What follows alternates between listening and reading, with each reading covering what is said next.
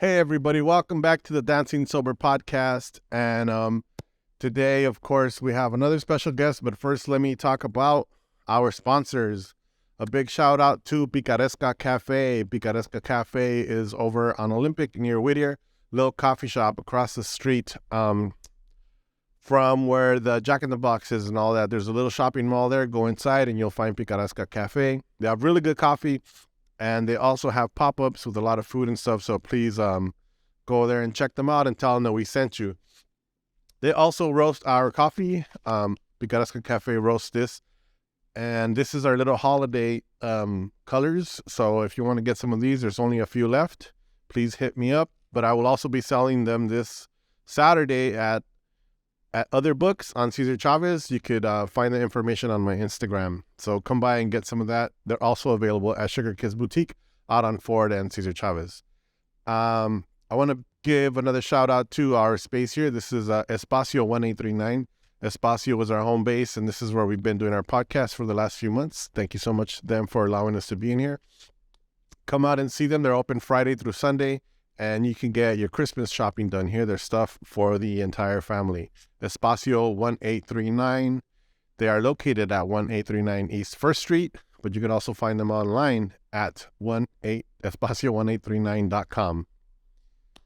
A big shout out also to Esquina Bike Shop. Esquina Bike Shop is our local bike spot. They have everything you need for your bicycle and bicycle repairs. You can get a bike there. You can get a bike online. If there's something that they don't have in there, they can get it for you quickly and easily. So please go to look up Esquina Bicycle Shop, and their website is esquina.la. This week we have a special guest from the streets of El Sereno and further out. I think he still lives somewhere east of LA, but give it up for Michael Alvarez. Hey everybody, welcome back to the Dancing Sober podcast, and very happy to have in the studio today el señor, el maestro, Michael Alvarez. Welcome. Thank you, Rafael. Yeah, those big words to indulge, but no, that means a lot. Thank you for having me. Shout out to Espacio. My wife and I have been fans for years, and to follow Judith and John and Sergio and Catalina, it's like these are like amazing stories to follow. So such as yours, and I really like to I enjoy just sitting with you guys and having these conversations and talking, and a lot of times we don't even get to see each other that much, and we do get to see each other at shows, but it's usually really quick. So like being able to have these conversations with a lot of you guys is really cool for me too. I really enjoy it. So thank you for agreeing to be on this. Yeah. Thanks for the info, dude. The last time I think we saw each other in person was at your show here. Oh yeah, dude. That might have been like in the midst of. I don't know if that was in the midst of the pandemic. It's when I released the book. When you released the book. Yeah. Okay. Yeah. Damn, dude. So time. Yeah, that was mid-pandemic, somewhere in there. Yeah, that whole block of time is almost invisible. Yeah, blurry. Yeah, blurry. So let's like we do here. Let's go a little bit back and let's just talk about, little Michael Alvarez and where he grew up and, the travesuras that he did. Yeah, for sure. It's funny that you say little Michael. I'll get back to that because my teacher from Pasadena City College, Rebecca Morris, recent OG Rebecca Morris, dude, has an amazing show at the ICA right now. Sent me some photos from Pasadena City College from the intro to painting class where I did a self-portrait and it says Lil Mike. Like a Cash Money, no limit, kind of bling bling, pen and pixel type of portrait. So it's straight, still Lil Mike, but it's just like bringing back those memories of 2 decades past. But yeah, I guess from the beginning it would be. So I was born in 1983 at Santa Marta Hospital in East LA. So I know there's quite a few people that have been on the pod.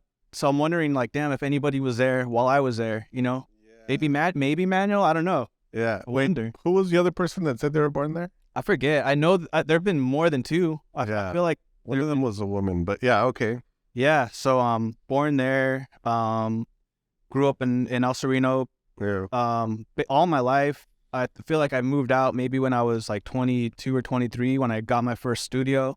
Where'd you go to elementary school? I went to elementary school in Alhambra. I did most of my schooling in Alhambra. Okay. And, well, I went to Cathedral in Chinatown for a year. It wasn't really, Did the Catholic school stuff? I did in the beginning, Right. elementary school. I did 1 year of that in high school, and it wasn't my thing. It wasn't for me. And then I went to Lincoln. How do you know it wasn't for you, or like what happened? I didn't really feel like there was like anything that I really felt that I cared too much about. Like I got along with people, and then some people I didn't get along with because I was an outsider. I was a skater, still am, but at that time, like skaters were not cool. Like remember in the '90s, skaters were not. Well, cool. let's go back a little bit. Yeah, So, like sure. so like middle school. Middle school is like when you started skating, right? How did that come into your life? Because I know skating is a big part of your identity and a big part that informs your artwork. Sure. So like, let's get back into like how skating came into your life. Okay, for sure. I'm gonna go as far back as that came about, I believe in 5th or 6th grade. I have a neighbor who was, my best friend growing up on the block, and amazing, talented artist, Marcelo Olivas. So I'm not sure if you known, he's a theater artist. So I'm not sure if you known him through ELAC or he's done a lot of really cool theater and TV projects. So I remember he had a skateboard, and I just remember hearing him like practicing ollies. You know what I'm saying? From next door, clack clack. Yeah, clack clack. And we were tight, so it's like I could just go over and see like, yo, what's up with that clack clack? And I remember he had a magazine, a Trans World Skateboard magazine from 1994. So that was one immediate. But I growing up, I have a cousin, John Paul, JP, Johnny Blaze. That's my, Johnny Blaze. All the names. Yeah, and he was 2 years older than me, and he was already skating. He was everything that I got into. He kind of like laid down the pathway. So skateboarding, graffiti, extracurriculars, whatever. It's like, he really kind of laid down the pathway for the things I love. So he really helped break it down and kind of showed me like the ins and outs and let me know what's proper. Because the first skateboard I ever got was like it's kind of like a cheesy Target board. My mom got it for me, and she doesn't skate and didn't know. And it's like, Target word, like, I wasn't deep into skating, but I did have one, and I don't know if it was a good brand or not, but it was called Volterra. Yeah. Wasn't that like the one that the homeboy used in Back to the Future? Honestly, that was, I wish I could answer that, but that was before my time. So shit. I did really like, no, not even like that. It's, dude, I really try to learn whatever it is I really care about, whether, skateboarding, graph, art, maybe not as much, but more, probably skateboarding, graph, more so, maybe comedy, whatever. I want to learn like the eras of history, but I know that at least in the 80s that Back to the Future was such a big invitation, and big influence for people to be like, what to want to get into that I missed out on that, I guess, on that movement. And also like, I don't know, like if Volterra is proper. I had a Nash. What year were you born? I was born in 83. Okay. Yeah, I was born in 83. You said 83. Okay. So yeah, I'm like 22 years before. 22, 13 years before you. Yeah, and I have family that are your generation that are forever cool in my eyes, and like we're doing cool kid stuff around that time too. But I just like, at least Volterra, I wish I could I mean, it was rare to see skaters back then in East LA. Like you would see it like in the 70s, it was huge, but you would just see it on TV more, and like we'd get skateboards, but they were just kind of like novelties, I guess, and then little by little it became more of an everyday thing. And then when I was a teenager, we would ride them. We had skateboards that we would just use to ride to the movies. Well, we wouldn't, or at least I didn't get into like doing tricks and stuff. It was pretty rare for people to do tricks. Now everybody does tricks, right? I mean, if you have a skateboard, you're pretty much doing tricks. Yeah, well, I guess the thing is, and even thinking about Sergio's interview, for someone else that started skating in the 80s, back then it was almost there was a transition between like vert skating or half pipe skating to streets. So there were street movements happening, but also like you have other friends that are kind of generational that grew up in the 80s that they had jump ramps and for stuff that you would make. Maybe there was a mini ramp or something nearby.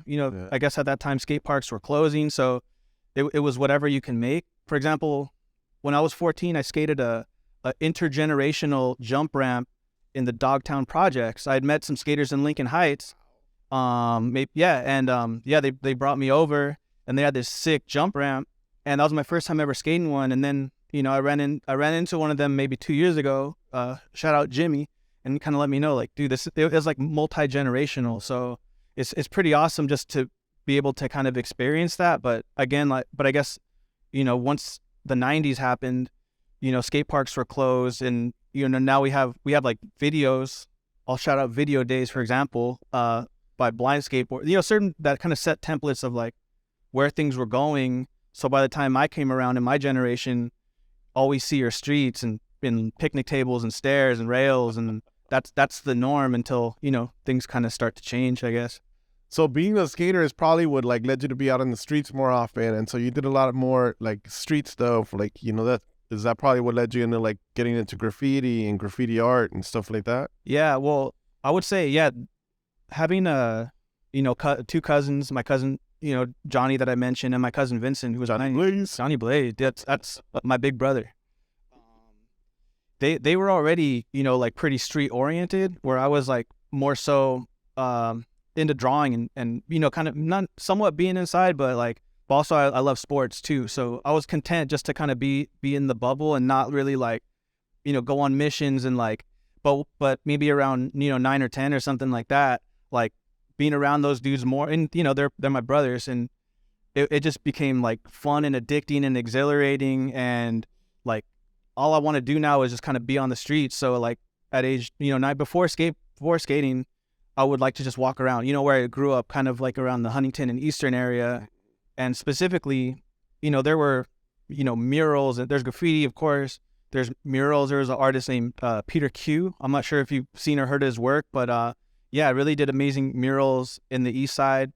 A lot of Old English, Betty Boop characters, and dude, I loved it. And so there was an alley. It's kind of right by the yellow Semilla school. Yeah. You know what I'm talking about? The back. Yeah. So that I grew up in that actual area. So that particular alley, I would walk that alley to go to AMPM to get like a cheeseburger. You know what I'm saying? Like, dude, I want to bust these missions. Dollar cheeseburgers, man. It was so much fun. Yeah, AMPMs, and dude, I can't lie, they're pretty. I think they were bomb. They're pretty. I don't think I'd eat one now, but they were bomb when they hit the spot. But yeah, dude, there was like three or four blocks to get there, and like each block had a different type of artwork. Even, for example, there was a small market, and there was hand painted advertisement.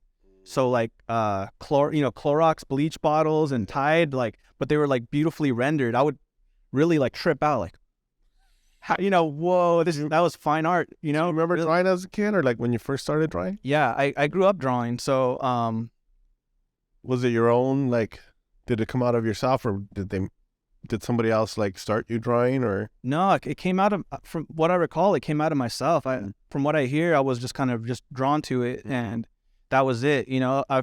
I hear stories, like, I can't remember that far back, but maybe around 2 and 3, I was like obsessively, and I have drawings from back in those days too, like obsessively drawing, whatever, Popeye, maybe, I don't know if Ninja Turtles were around, but cartoons, but also, I love Mad Magazine.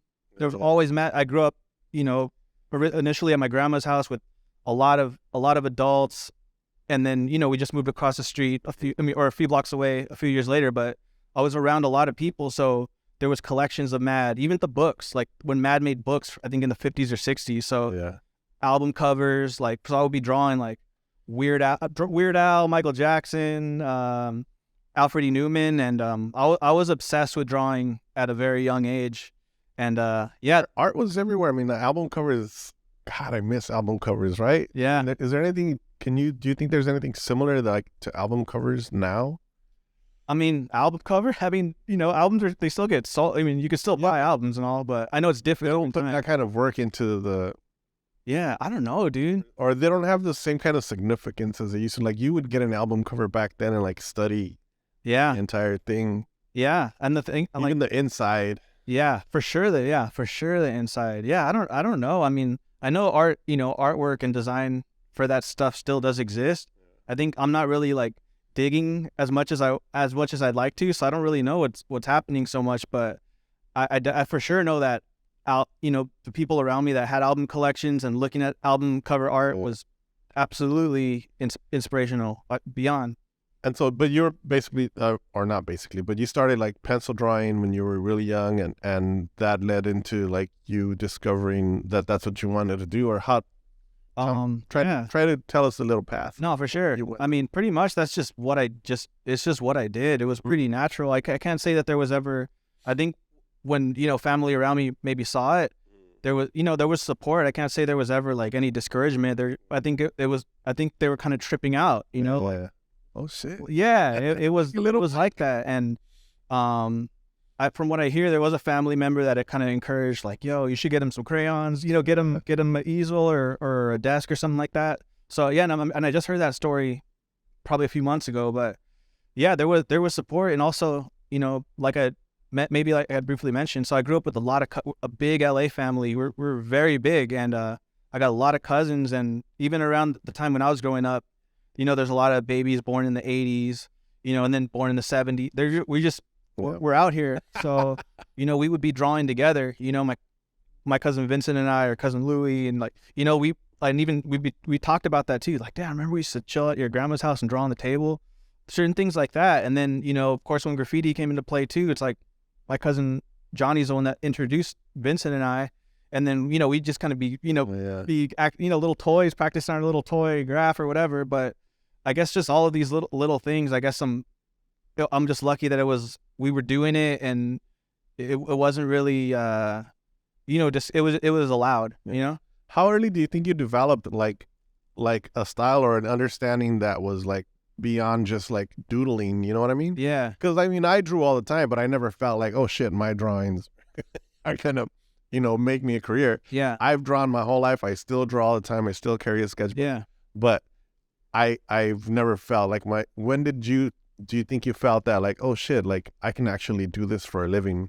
Well, the thing is, I don't know if I ever really thought that. Like, of course, like maybe at some, it's, there's a lot of years to think, but like maybe at some point I thought like, damn, this would be tight. I don't know. Cause I didn't really know much of what existed, but there were examples in my life that came around at certain points. But, it was, it was just something fun to do, and a fun way to occupy time. But I think maybe like around 10 or 11, I mean, there's potential in all those years. I still, I have, saved drawings, and I have family that have saved drawings from back in the day, even some that are I'm showing right now that are part of some of my current pieces. But I think maybe once I started to like draw more figures, but like tell my own stories, and they were all made up, but around 10 or 11, making up just weird narratives and scenarios. And I still have some of those, and kind of think like, damn, dude, maybe that was like my best work, because my imagination and my storytelling was on point, and like I don't have that anymore, so it'd be kind of sick to try to get back to that point. What a trip. It's pretty wild. I once we had lunch at La Abeja, I remember. Yeah. And you drew in my sketchbook. Yeah. And I remember looking at it and going like, what the fuck? Because the drawing is amazing, but your style of drawing, sometimes it looks like it's like a dot matrix. Yeah. Do you go across and across and across, or do you? Well, do you remember what was drawn? Damn, I wish I would have taken it. It was just a face. So yeah. It was, and I asked you if you knew the person. You're like, no, I just made it up out of my head. Yeah, that was one of those go-tos. Yeah, I mean, and it was a perfect, face of a woman. Wow. But it's just your style that sometimes to me it looks like a dot matrix. You know what a dot matrix? Those old printers that used to just go. Yeah, I do know. Yeah, I know what you're talking about. Is that something that you do intentionally? Like, just, I don't know.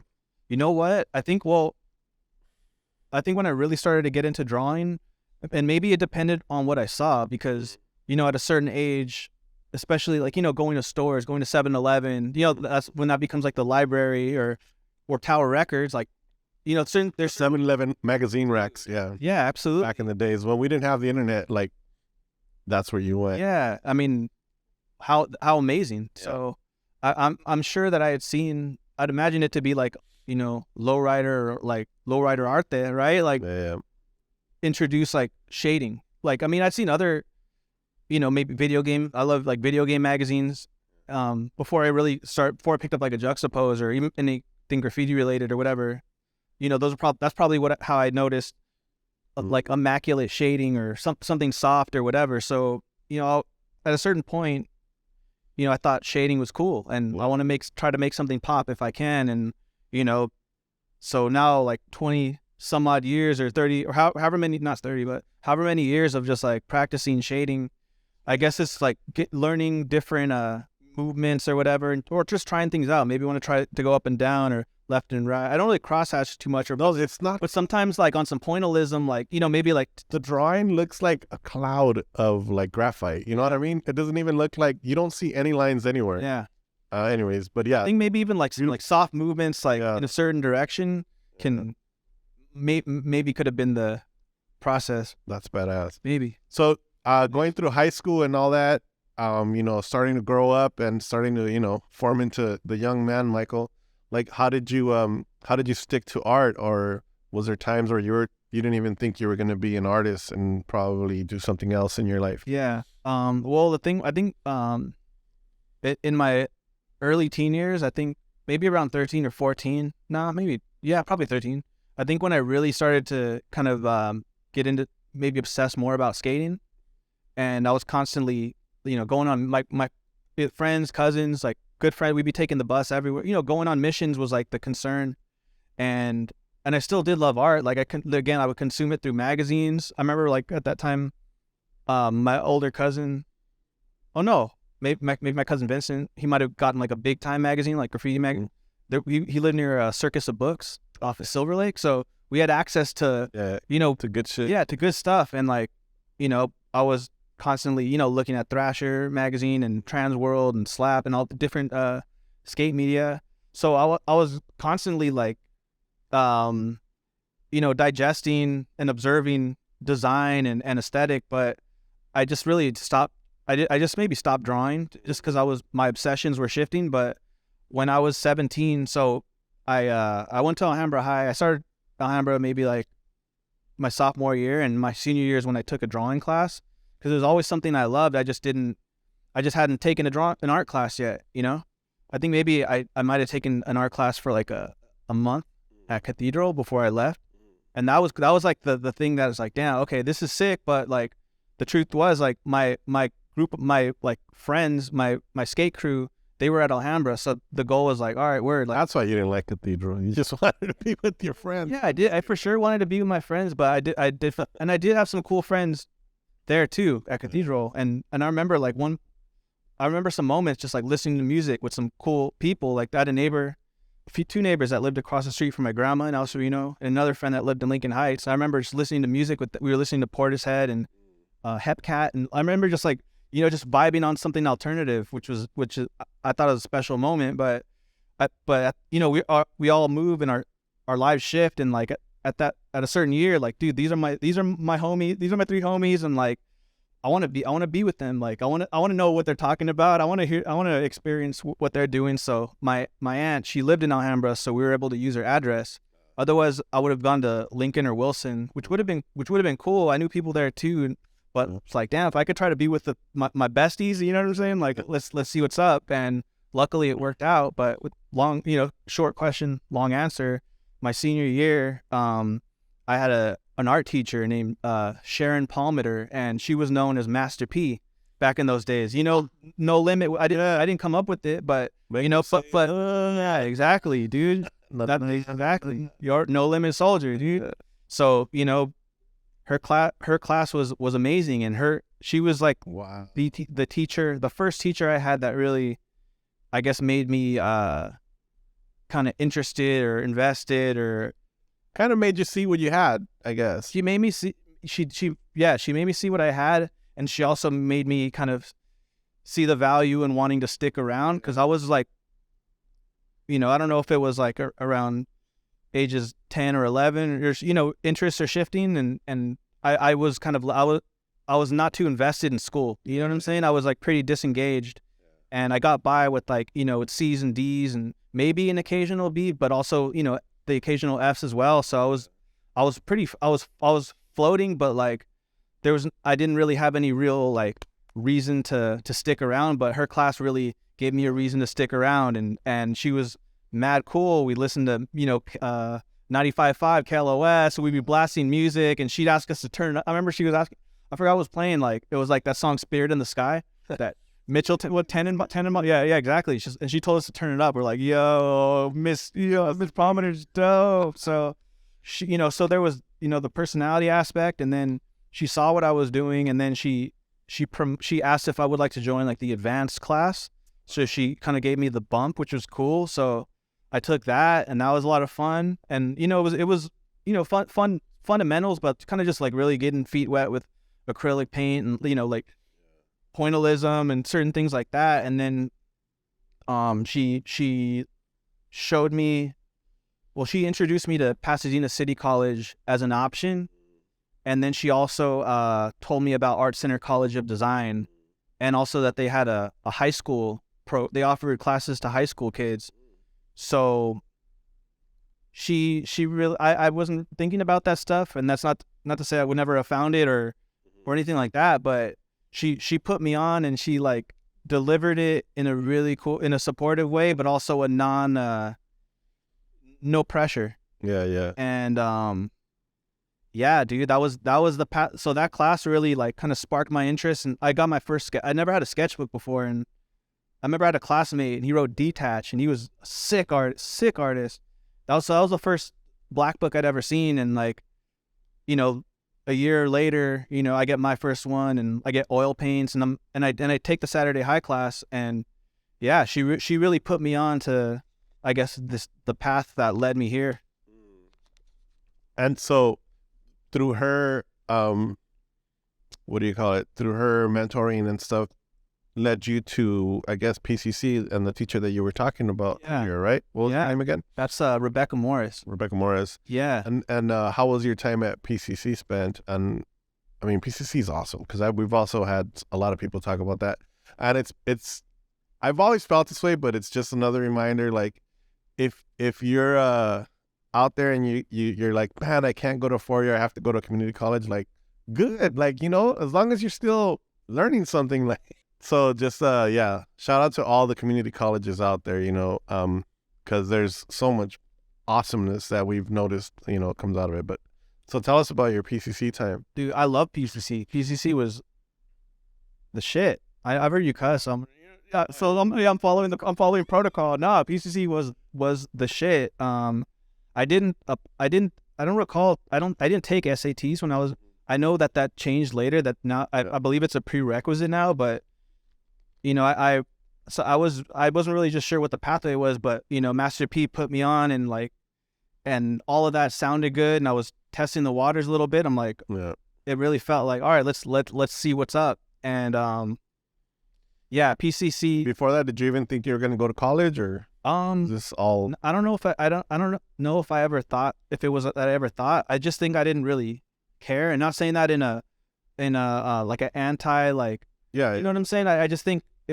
my head was just somewhere else. Yeah. And I think time was, and I was working. I had like 2 jobs, I believe, soup plantation and Cold Stone. So I was soup plantation. I was balling at the time. No, the one next to Costco. Yeah, the one next to Costco. Yeah, that was my first job. But yeah, I guess I just wasn't really thinking about it is all. And she allowed me to think about it and presented possibilities, and that seemed, tangible, because sometimes something could be said, but it's like, for example, I never heard of Otis until I was kind of like really maybe going to PCC, or maybe even at Art Center. I don't even know if I'd heard of Cal Arts. Like, these are all pretty new concepts, but sometimes you hear about something and it feels like a million miles away. And, what she had mentioned is like, nah, you just go up the hill, dude. Like, you could drive up there, take the bus or whatever. And it's like, and those were buses that I would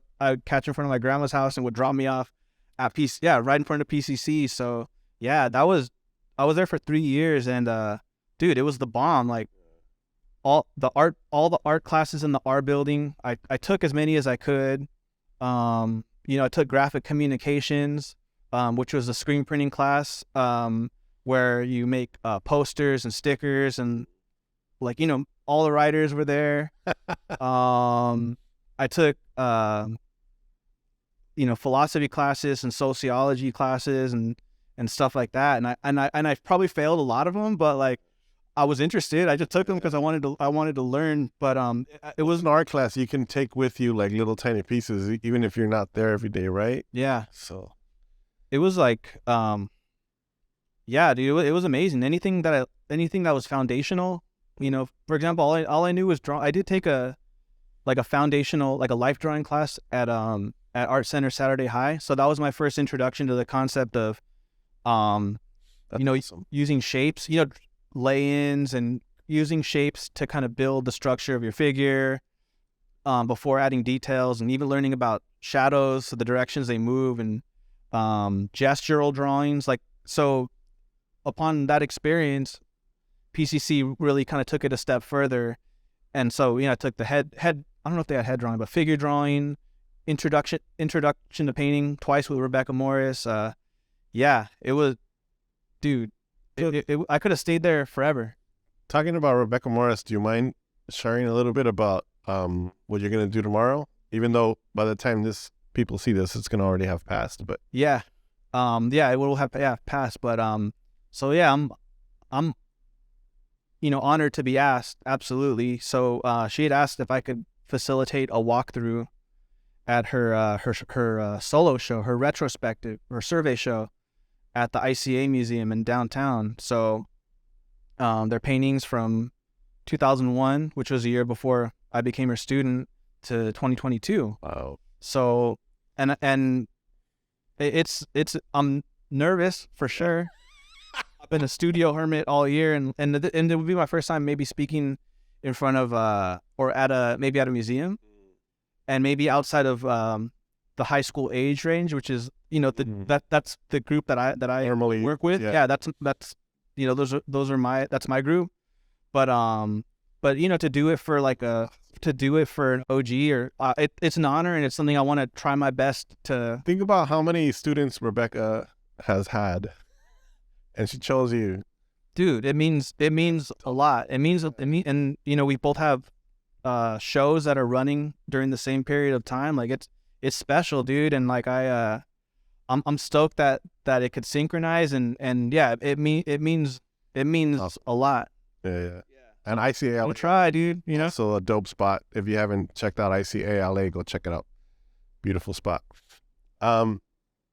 So after PCC, did you continue with schooling, or where did Marco Alvarez go after that? After PCC, I applied to Art Center, Art Center College of Design, and you know, unfortunately I got in, and unfortunately, and fortunately. What? Yeah, so I applied for illustration. That was I guess the focus, and I don't even know if I knew fully what illustration, you know, what it was, but I did know that at a certain point in time, you know, because I've been trying everything from, you know, printmaking, drawing, painting. I was making paintings at home. I was really doing a lot. Even looking back, it's like, damn, I was trying a lot of different things out. Even had a tattoo machine, and that was something that I wanted to do maybe even before. So you were just buying yourself art supplies and just experimenting on your own. I was trying everything. I got to shout my mom out, because she ordered me a superior tattoo machine from the back of the magazine. You know, like $100. You know, hey, $100 is still $100. You know what I'm saying? Like, that's a very, very sweet gesture. So there was a shop about 2 blocks away called Pirate Tattoo, and I would sometimes just go and, you know what I'm saying, just be an annoying kid. You know what I'm saying? Like, and my cousin would be there, and I just go snoop around and like just absorb inspiration. But by the time and I only tattooed myself. I never tattooed anybody else. But or what did you do? Well, I have this eyeball on my arm, but my dad calls it a leaf. He's like, yo, what's up with that leaf, dude? And I've heard other guesses too. It's like, hey, it's open to interpretation. But yeah, when I applied to Art Center, I kind of just felt like, damn, I don't know if I really have the chance to invest. So I sold it to one of the life drawing models, Scott Glazer, and he's a sick tattoo artist. You know, so it's cool to, you know, just see where went on. To where all of our stories. I mean, I haven't seen him in years, but I just remember from our brief conversations, like, and he's a sick artist as well. But it's just kind of cool to see what just what happens over periods of time. So yeah, so I ended up doing that. Just kind of learn. I had one of my good friends, Karen KT. She wrote my I think she wrote my introductory letter. Like I gotta shout her out for that, because writing's I've never been too good. Writing's still challenging for me. But yeah, so that was the pathway. And how was it at Art Center? Art Center was cool. I think there's a lot of different, there's a lot to. What do you think is like the difference between Art Center and like PCC?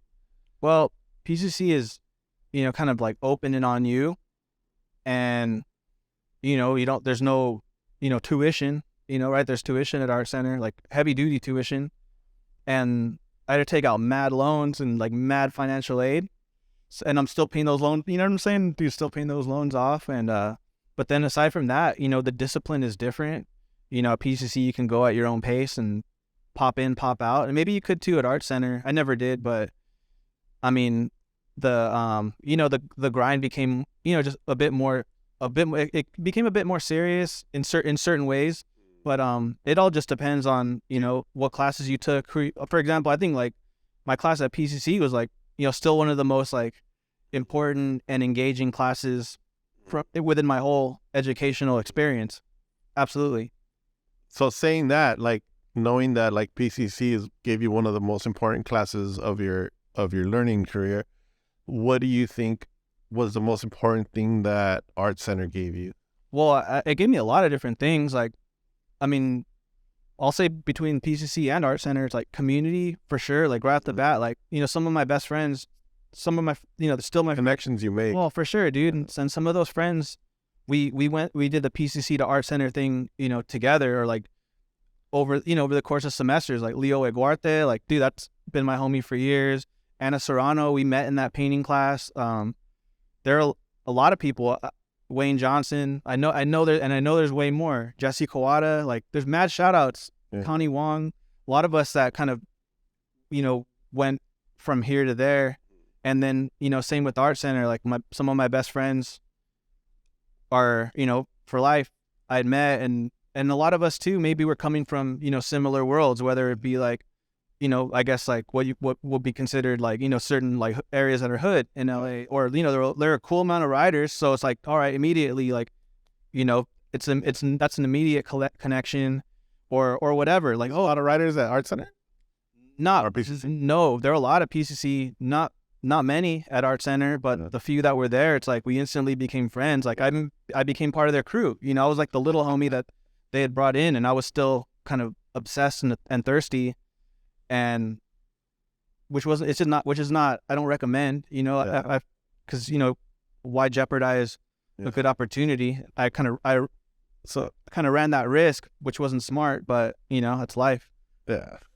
So let's, but if I can just share real fast, just of course, your question had me thinking, like, I guess some of the things that I really enjoyed were like the foundational. I like, figure drawing. I like learning about color theory. I enjoy those. I enjoy those or practicing those in my own time. And they might be kind of fun to teach too. Sometimes I'll try to integrate that in my own classes, but I really did enjoy those. And there were some really cool teachers, kind of similar to Rebecca, where we can vibe on real life. Like, that they can receive our interests and like things that we're talking about, but then would also bring their own collection of books, like Rob Clayton, I recall, and Solomon Huerta was a teacher.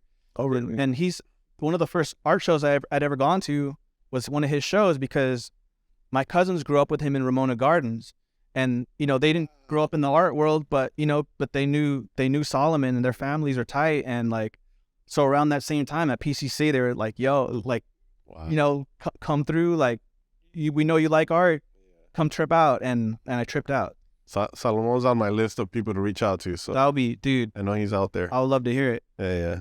Yeah. Oh, that's dope, dude. That's really cool to like also put like those two histories together. Yeah, in a way, absolutely. And even at that time, like I got to see the painting that was on the Aslan Underground cover, and I remember even seeing that. So that was amazing, like seeing how big it was and how, dude, it's a brutal paint.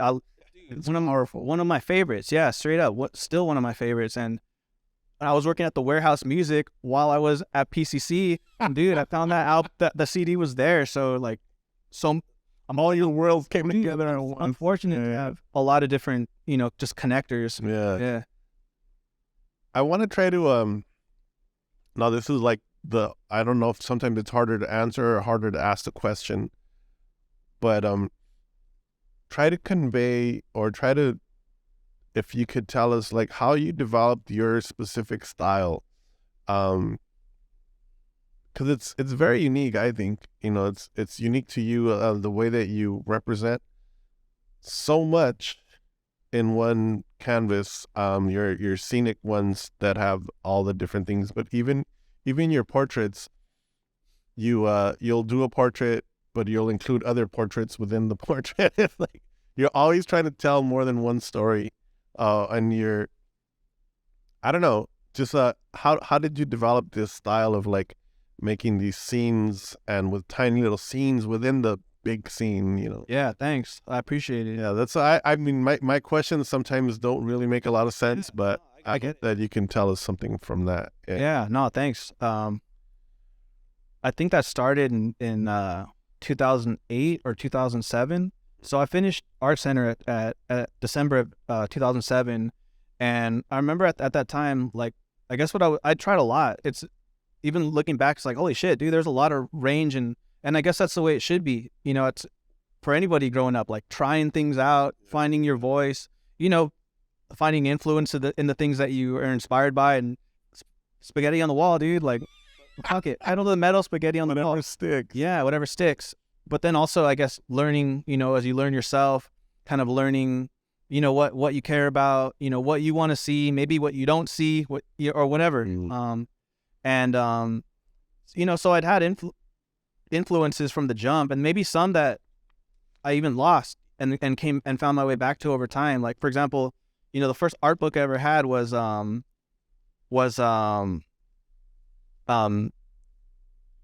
Cheech's collection at the LACMA.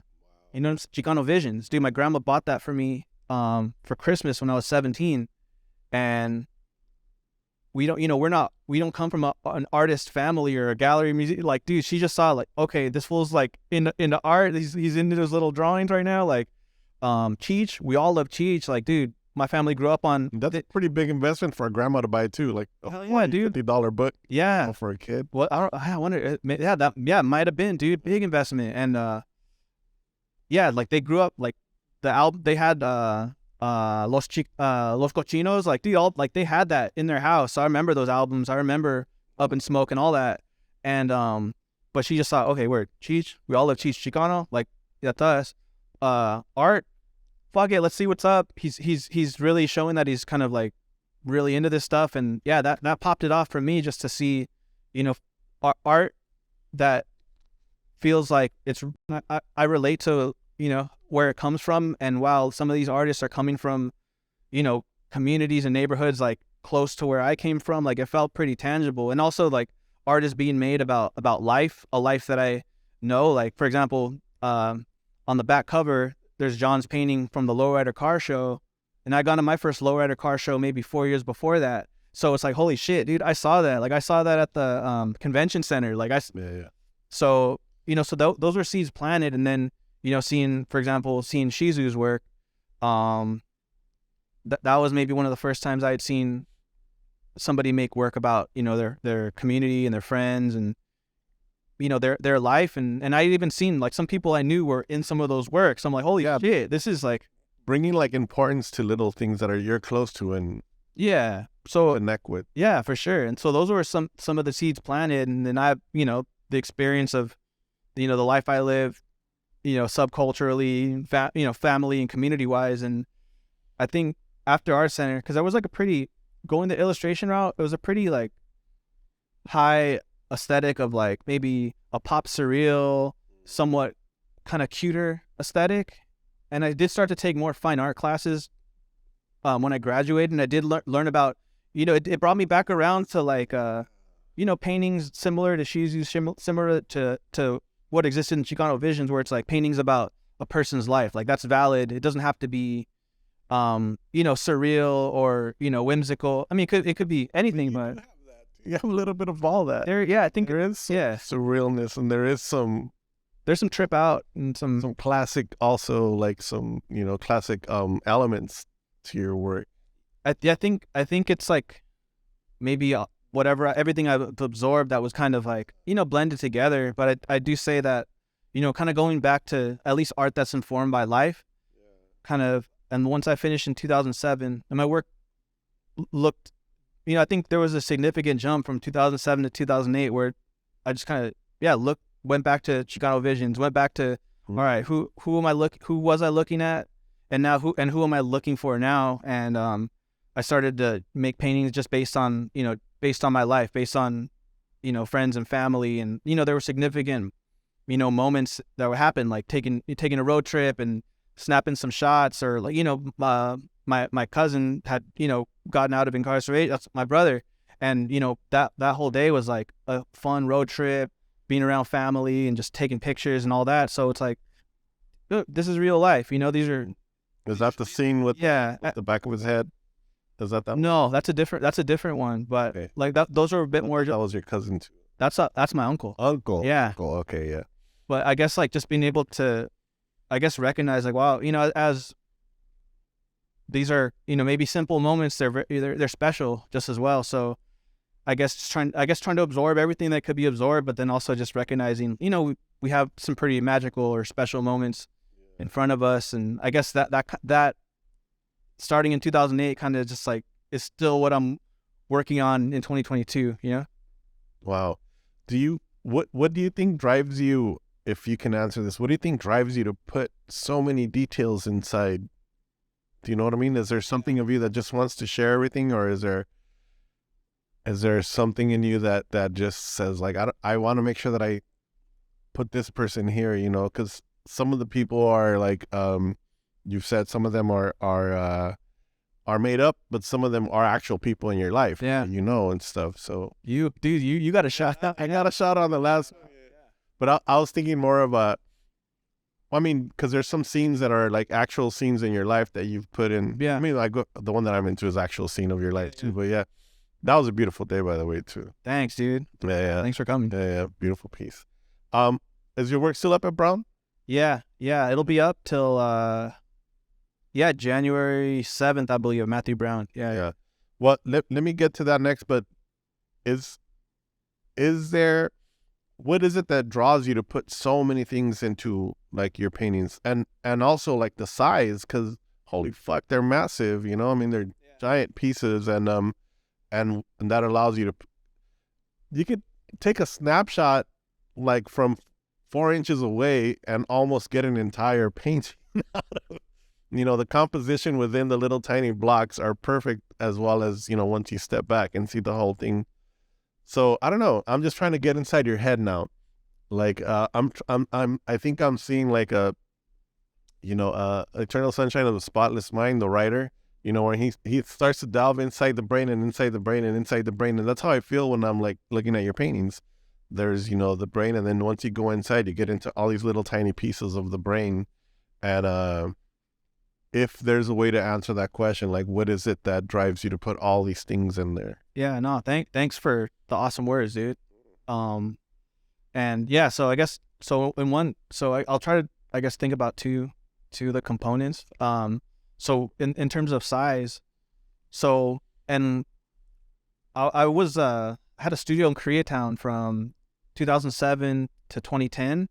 And then I moved back to that same studio from, I believe, 2012 to 2018. And when I moved back around 2012, I was just figuring out my living. I was surfing around, just trying to figure things out. I'd done a little bit of teaching, and I was doing, like scenic painting, and whatever hustles just to, to get by, but hadn't had a studio space. I'd moved through a few apartments, but I moved back to that space in Koreatown by myself this time, specifically to try to make some big paintings. I tried maybe some big ones in my grandma's backyard, like, outside in the dirt, and but wanted to see, like, fuck it, dude, if I could go back to that old Koreatown spot, which is super ideal, and try to do these big ones. It would have been a first. I'd never gone big like that. So the first one I did was 6 foot by 8 foot. And the intention was just to go there, make smaller works, but also have this big one on the wall for a year and see what was up. Like, I did have a concept and an idea of a landscape or kind of like a street scene that was happening. And I did know that I wanted to include a lot of details and allow like the intention of the painting, but also allow room for kind of like interpretation and accumulation. And I've been collecting stuff off, collecting things off the floor, just like little trinkets and artifacts. Some of those inspire paintings. And I was starting to collect the scrapings from my palettes. So some of the kind of textured, kind of like colorful scabs or scrapings, they're right off the palette. Yeah, right off the palette that I was starting to collage back onto paintings. Maybe sometimes I would use them for like color reference. Like, all right, let's see if maybe this will look good as a color swatch or whatever. But then realizing, damn, some of these scrapings have like way more personality than the brush strokes that I'm trying out. So I guess that's one aspect. And then in terms of the details, I like details. I like how what details can do to tell a story. Significant details, but also like random details, that might not be the main story or the main plot, but just noticing, like, if I'm looking at a scene or something that's happening, just noticing like the color of a shirt that somebody is wearing, or this like, bag, like on some Beautiful Mind, you know what I'm saying? Or no, what's that, American Beauty or whatever, like the bag that's blown in the wind. Yeah. It's like there's so many things that can exist within a moment. Yeah. That it can sometimes feel like a symphony or like different levels that are existing. It's a giant symphony, dude. Looking at your work, it is. It's like so much is going on, but it's beautiful all at once. You know what I mean? I appreciate it. Yeah. No, thank you. And like, I think maybe those types of kind of wonderings or obsessions are like, damn, what would that person be wearing?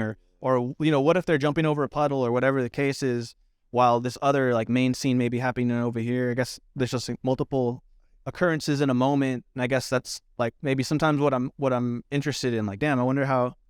I also wonder why. I mean, there's probably no answer for it, but and it's always open to the interpreter, right? Yeah. The person watching it.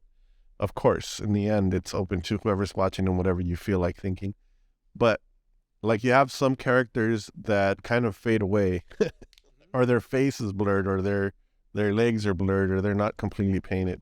Is that intentional, or is that just as you're working, you just kind of move on and you forget and then you leave it because you like it? Or yeah, it's both. It's intentional. Maybe it was something that started unintentionally. I'm not sure.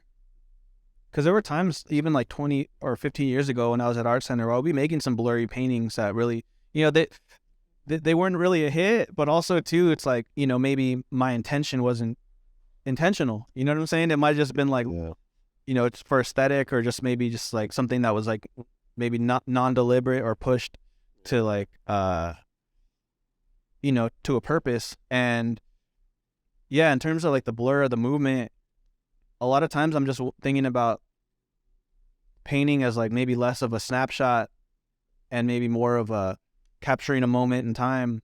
And I think the first one I ever did, I remember there's a painting of my homie, Ikundayo, who's an amazing painter. It's one of my closest friends. And we got on a road trip to San Francisco, and I took a picture of him. And there's a spot called, I don't know if it's still there. I think it's called like Emmy's Spaghetti Shack, where you could eat spaghetti and they would serve Mickeys, like 40s of Mickeys. So yeah, it was the bomb. Wow. And they would play like a lot of like reggae and dub. It was an awesome atmosphere. And I just took photos. I had a photo of him, I think, like drinking his Mickeys.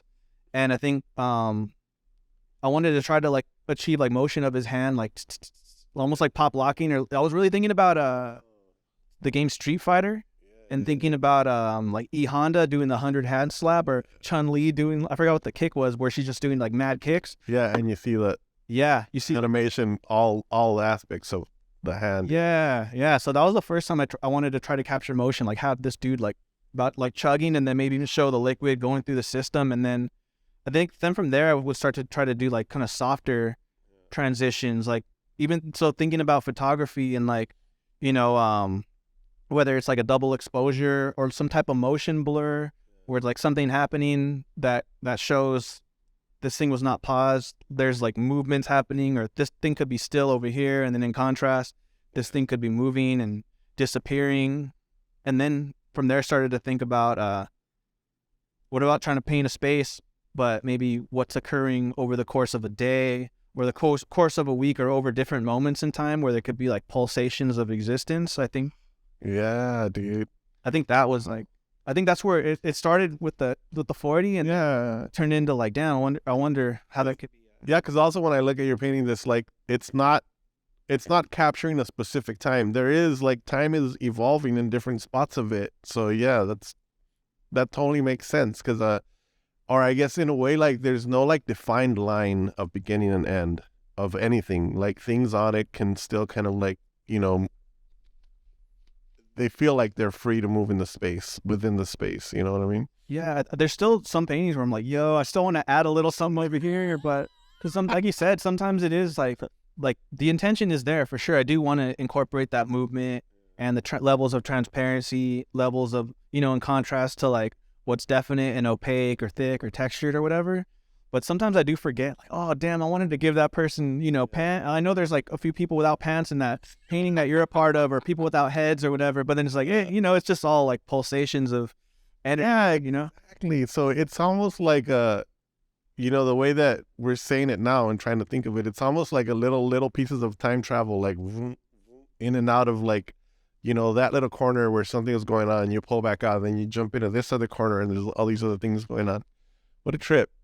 I love that. So it is like it is a trip into, you know, your mind space that we get to enjoy.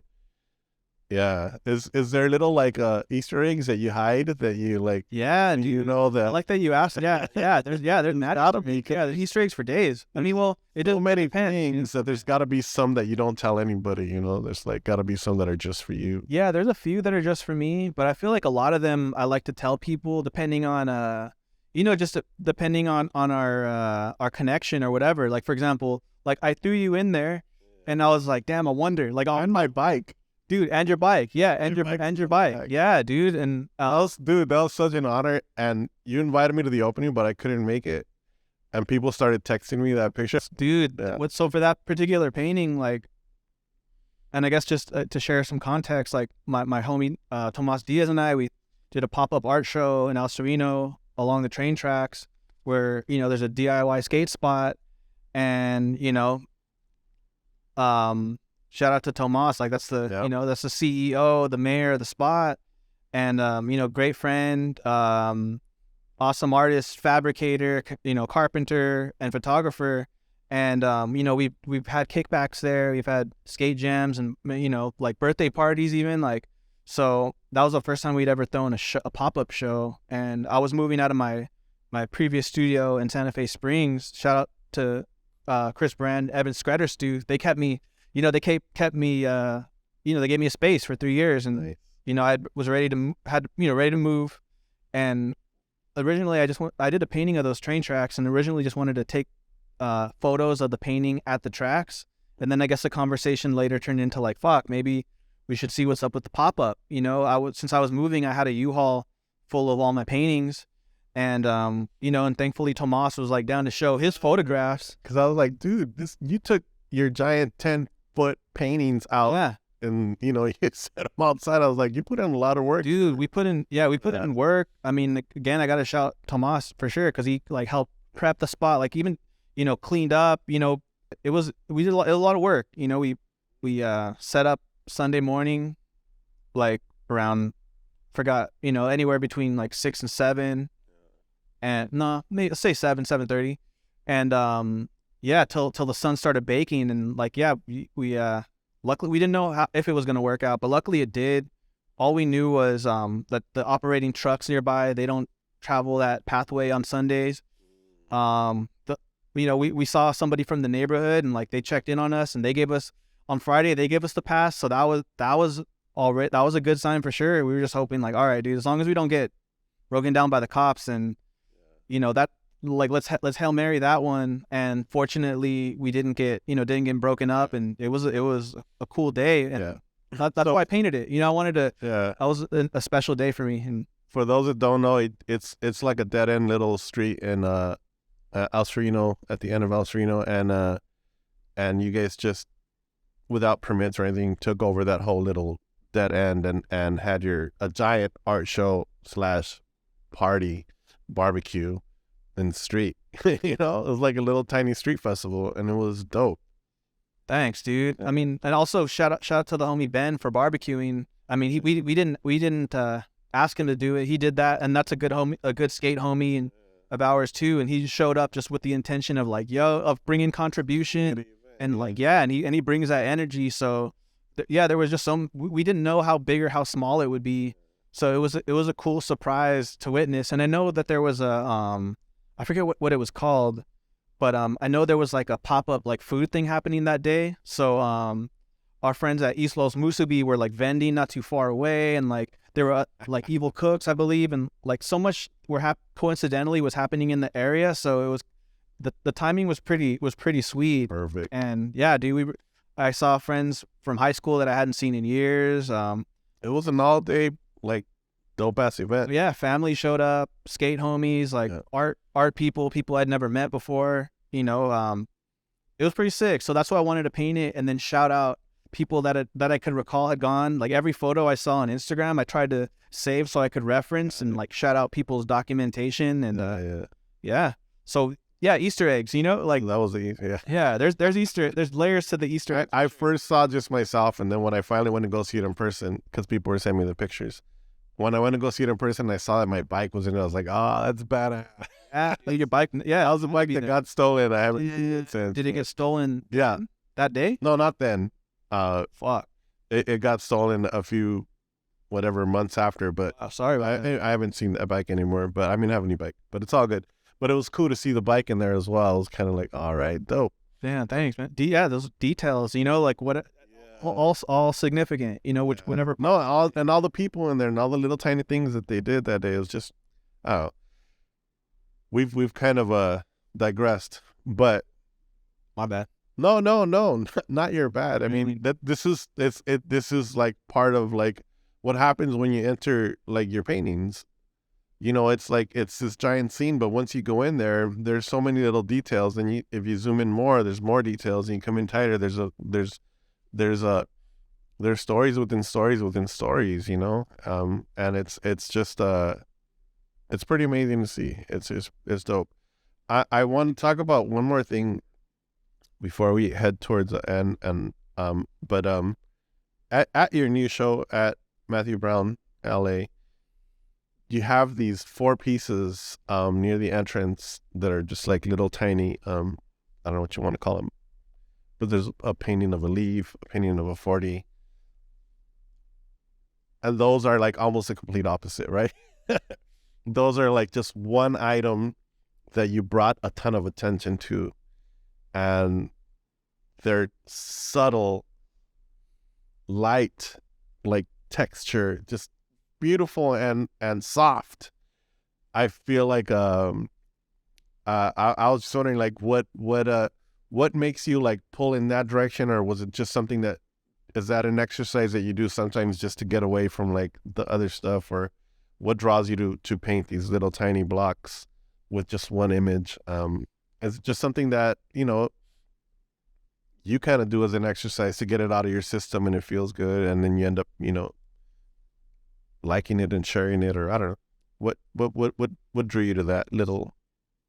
So the thing about those paintings, so those were based off the apartment complex that my wife and I were living at for last and we moved recently, but we'd been there for maybe 7 years in Monterey Park, the Monterey Gardens, right next to the 60 freeway. So right next to East LA, right next to Montebello. And yeah, dude, there's like a complex, there's so many things to notice, and we're sharing space. So those are all like little vignettes or snapshots that I had seen, like the weeds growing with the mask below them, but next to the dumpster, like right by the carport. There's this little area. There's a little area that had a gate, but was never used and kind of had half of a roof. And I always thought like, damn, dude, if I ever have to bounce from my Koreatown studio, like this would be if I could make a little makeshift roof, like this would be an ill studio. But you know, generally, well, not generally, but sometimes there'd be mattresses. A lot of times there'd be cats or kittens and stuff like that. So that was just a moment like, damn, that's kind of sick. Little just moments you walk into, like those 240s. One was like some half full, half empties. And for me, like as walking through your show, and like, you know, like I said, like those giant pieces are like I'm sitting inside your brain looking at stuff. I love those so much, but on a different spectrum. You know what I mean? Like I love those as a moment of reflection, as a moment of just like almost meditation, as opposed to the other ones that are just like, wow, look at all this. Thanks for redirecting. You kind of know I was going off the map a little bit. No, it's all good. In terms of what you were saying, so originally those were all going to be part of one painting, because you know there's some paintings that have. I see, you're going to put a painting with it. And I wanted to paint mine, and I still want to, and we still talk about it. So I gotta do it. Like I really want to, because they're awesome. I wanted to paint my neighbors, and they're mad cool, awesome energy, just good people. And every time we just like cross paths or stop and chat, like it was good vibes. And it's like, damn, just thinking in terms of that space, like I wanted that to be like the larger piece, and then have these kind of be like the kind of like the smaller vignettes, all within one frame. But then afterwards, really thinking in terms of what can I do in terms of time, and what can I do work towards its, to the potential that it should be worked towards. And so I'm saving the larger portrait for another time, but really started to appreciate the smaller paintings more. And they were each all done in a day. So they're direct, direct paint. Maybe there's like a little bit of collage, probably not. No, there's one thing that's collaged, and then maybe there might be a tiny bit of spray paint, maybe, but maybe not. But they're all direct, smaller, beautiful, simpler. Thank you, dude. I appreciate it. And I guess like for spending so much time with like, I guess maximal obsessive, not to say like whatever, but I know some of them are really detail oriented and pretty obsessive in terms of like density. And I don't want that to be the only, I don't want that to be the only thing that I do, that I commit to, because otherwise it's like, yo, dude, everything you do is going to take forever. But I do appreciate kind of like quiet moments as well. So I'm hoping to have like a range of, things that are like pretty, heavier in density, but also things that are kind of like either lighter or more direct. And whether that be in terms of activity within the painting, or whether in terms of time and investment. Like I want to make some quick stuff too, or things that are a little simpler or quieter, because that's life. That's life just as well. Yeah. So I'm hoping that moving forward I can have everything as part of my visual vocabulary. Yeah, dude. So speaking of your visual vocabulary, I want to ask you before we get to the final question, a little bit about if you can share with us like why you paint photo book pages. Like entire photo book pages and the page behind it and all that. I mean, it's kind of a basic question to say why do you paint that, but let's just say, tell us a little bit about your paintings that are representations of the old photo books that we used to use. Because just like you said, like we used to use, it's like so I'm assuming that you may have grown up with those or around those. We still have, my mom has 8 of them, and every once in a while if she says, oh Mira, and she pulls out one picture, forget it, they all end up out. We end up going through everything. People are snapshotting pictures now and all that. But this is like over time. Oh yeah, we have so many of those. Dude, yeah, so same, like, originally living at my grandma's house, like she's got boxes of them, and I remember she said recently, like, yo, dude, I think I might want to, she didn't say, yo, dude, but she, but she might pass them along, it's kind of sick. I mean, I have a whole archive of family photos, either that I was given or that I jacked, that I snatched, but like, just to hear, that she has that intention is pretty awesome. But yeah, being around those is really what drove wanting to do that. I mean, being around photo albums, and also another thing was, my mom's high school yearbook. She, she had me, fairly young, just after high school. She's 19, and so she had her 1982 Wilson yearbook, and that was always just something I would look at and trip out, even as a kid. So I think just from those, just being just early artifacts and things to indulge in, whether I knew who the people were or not. The family albums, I knew who they were or learned who they were, and then in those, some people I knew or learned about, but a lot I didn't. So I guess maybe having those formats became something interesting. So it might have started with like an individual portrait, and then maybe realizing like, dude, I could just do the whole page. Wow. And even like some of the design spacers and the autographs and stuff, and then from there led to even stickers. Dude, yeah, stickers, and I guess having those formats, one thing kind of led to another. So yeah, I guess it's just a way to honor that, and maybe also do like paintings within paintings. And I think that's probably an element that connects all of your work, that it's kind of it's documentary as well. Like every one of your giant paintings is a document of a moment, and it documents so much within it. And then those are documents of people, and wow. Yeah, a lot of thanks. There are a lot of documents, and I do try to make things up as well. Yeah. So I'm hoping to have a balance of like, literal stories. Even when you're making stuff up, it's a document of a time, right? It's still. Yeah, that's true. It is a document of a time. Yeah. I only say that because like, sometimes there are like literal and deliberate shout outs. Like you said, like whether it be like a low key Easter egg, or whether it be like, this is this person. But then like I was saying, like back when I was like 10 or 11, how I was just making stuff up. It's like, dude, I still want to try to make stuff up, but even though that will totally be informed by reality and time, like you said, Dude, I love it. Is there anything else that you would like to talk about before we Yeah, well, I'll just say two things. Well, of course, again, thank you, and thank Espacio. My pleasure, and an honor to be in that little painting. Hell yeah, no, dude, thanks for rolling through, and like I'm honored to paint you, and that you were a part of that day, that experience, which really means a lot. I want to shout out Artworks LA. Of course. Like, dude, mandatory. Like I've been, an arts educator, workshop coordinator with them for the last decade solid. So this is the first year that I've taken time out of the classroom in a decade. So dude, yeah, it's a transitional year for sure. But I gotta shout them out because that's been such a big part of my life, and an important part of just my development as a human being. And it also allows you to continue to be an artist while you work. Yeah, for sure.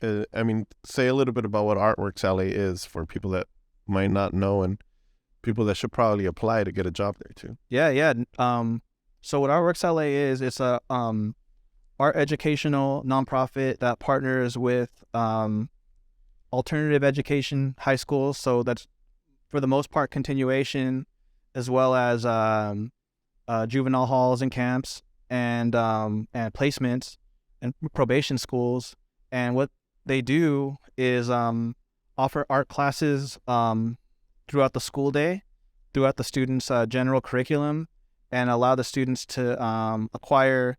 It's usually elective credits, but that might differ from school to school or district to district, but generally elective credits. So it's a partnership between two co-facilitators. One a teaching artist that generally comes through with the lesson plan and like their practice, and they're the star of the show, and then a coordinator, which is what I've been for the last decade, where we help tailor their lesson plan to the particular school. We know the principals, students, and teachers, and we kind of like help get all their supplies and all that other stuff. And yeah, I love it. It's I consider that to be like my community. To be part of so many communities over the years, but also to get to work with artists that come from different backgrounds, like to work with musicians and photographers and performance artists. Like I've learned a lot about different types of art within Los Angeles, different communities I get to work with. Students teach me about so much, but also I think that's probably where I really learned the intention of community. I've been like given these examples of what community is and can be, but I think that's where it's really spelled out. Like, damn, this is an intention now, So yeah, shout out. I recommend everybody and anybody to, check them out. And, if you're thinking about being a teaching artist or something like that, or holler at them. Look into it, see how you can get involved. So there was another thing. Oh yeah, I just wanted to shout out 2 things. Yeah, I mean, just thinking in terms of like an artistic journey and the trajectory of a career, and just like, it's long-term investment, and there's different levels to it. It's like, it's something that we do for ourselves, and that's where always where, hopefully where it should start, or unless it's like for your community, whatever it is for your original intention. But it's a wavy ride, and I've been through a wavy ride, and maybe even before this last year, the last 2 years, the wave was difficult, and I know that's just a part of the wavy trajectory. But I gotta shout out just all the friends that I have and that I'm lucky to be in community with, because to have people support, just to have dialogue, to have encouragement, to have people like lend an ear or share their experiences or whatever, is like, dude, I know that really helped push me along, and to want to take on these newer opportunities, because I definitely felt at a certain point I was like ready to either, I don't know about tap out, but maybe like redirect or figure something out, really think about things, or maybe take a pause or whatever the case. But really just to we're around something pretty amazing, dude, and like I'm grateful for it. Just want to say thanks for everyone that really kind of helped me out, and I for sure want to be. I know I'm like not the best to get a hold. I know I'm pretty bad at communication, especially on Instagram. I'm super whack at it. But like, if there's any way just to be there for somebody, or when I can't get back, I want to be there just the same way that people that back me up. That community is important. That community that just sometimes just lets you know that you're doing the right thing, just to keep going. So, yep. Shout out for sure, man. Big time. Yeah. Well, there's a question that we ask at the end of every podcast. And so if you're ready, I think you already know the routine. Yeah. Seen them all, dude. Yeah. Michael Alvarez, how do you do it? Can I violate protocol and give 2 answers? Go for or not? If not, no, it's cool. Because otherwise, next, someone can ask for 3 or 4 people that keep going. So it's all right. So one, like a simple and smaller one, I would say like I try. So it's it's a little thing, like, because sometimes, like we were saying, that's it. I try. We toss that spaghetti on the wall, or maybe it starts with a little mark, and then it's like, oh shit, that mark turned into something big. Who knows, like the potential of that. So we'll try. I'm gonna throw myself down the stairs and whatever. And then the second one is and I'm gonna shout out a homie for this answer, but stoke. Like one of my homies, Matt Avila, who I grew up skating with. He's a few years younger than I am, but we've been skate homies for 20 years, and we haven't seen each other in a few years. But I think the last time we went skating, he was saying something to the effect of like, I'm fueled by, or like powered by stoke. And and I obviously as a skater, it's like, stoke, dude. It's like, dude, that's a part of our vernacular, but it's like, it felt so easily relatable, and it's maybe kind of simple, but really profound. And that was it. It's like, that energy that we're chasing, whether it be like wanting to try something, starting something, whether it be individual thing or whether a communal thing, or like seeing the result, the process, like, oh shit, I'm done. Like stoke levels exist in every capacity. And I think, maybe those 2 things I think maybe help the process. Beautiful. I love it. Thank you very much. Appreciate your time. Appreciate your knowledge that you shared with us today. And that's it. Dude, thank you. We'll see you guys next week.